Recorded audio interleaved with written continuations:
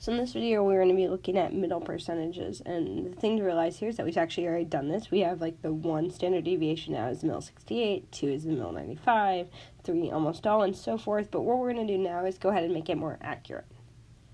When we look for a middle percentage, the thing to realize is that the z-table doesn't give us center percentages, it only gives us left and tail, which means when we go to do this, we'll go ahead and we'll label our bell curve with the middle percents. For instance, we might be looking for the middle 50%, but when we go to our z-table, we won't use that percentage. Instead, what we'll do is we'll always look at the left and tail instead.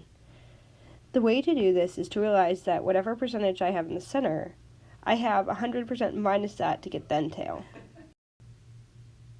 So, for instance, in this case, I have 100% overall, which means 100% minus 50% gives me 50% to be spread between my two end tails. The other thing to realize is that this end tail and this end tail are exactly the same, and that's because this is the normal curve, which is symmetric.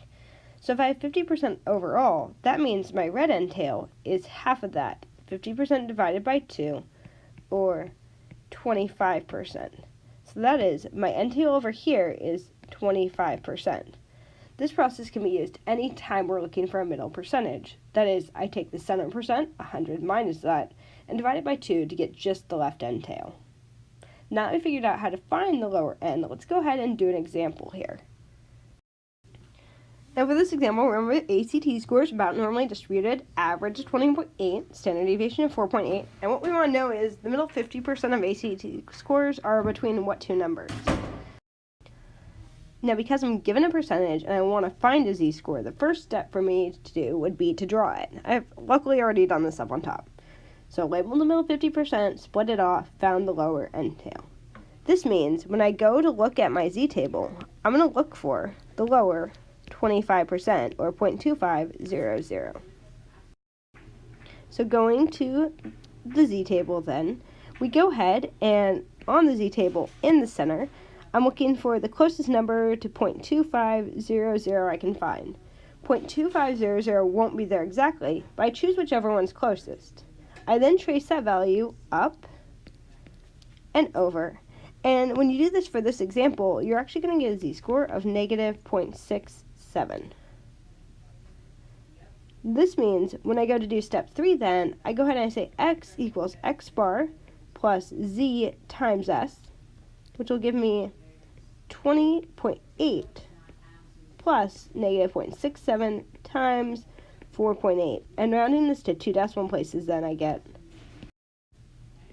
17.58. Now there's a little bit of a problem with this answer, and that is I want the middle 50% scores, and what I just found is that the lower end is 17.58. Well, I want the numbers in between, and so what I have to realize here is that 17.58 comes with a z-score of negative 0.67. That is, 17.58 is 0.67 standard deviations below the center. Now, if I want the middle 50%, then I need to realize that I also need to go up to the top part. The nice thing is this is symmetric, so this would have a z-score of positive 0.67. So, to find the upper end then, all I'm going to do is I'm going to repeat the process. X equals x bar plus z times s, which will be 20.8 plus positive 0.67 times 4.8, or 24.02. So, in order to get my answer, what I did is first of all I drew. I labeled the middle 50% and used that to find the lower percent. I then went to my z-table and found the lower percent, or the number closest to it. So what was closest to 0.2500. I traced that up and over and got a z-score of negative 0.67. Once I found that, I went over to step 3 and plugged it in for z. Knowing I wanted the middle 50% though, that only gave me the lower end. To find the upper end, I said, well, it's symmetric, so if this z-score is negative 0.67, the other z-score must be positive 0.67. I repeated the formula here, and what we have found is, according to our values, the middle 50% of people score between a 17.58 and 824.02.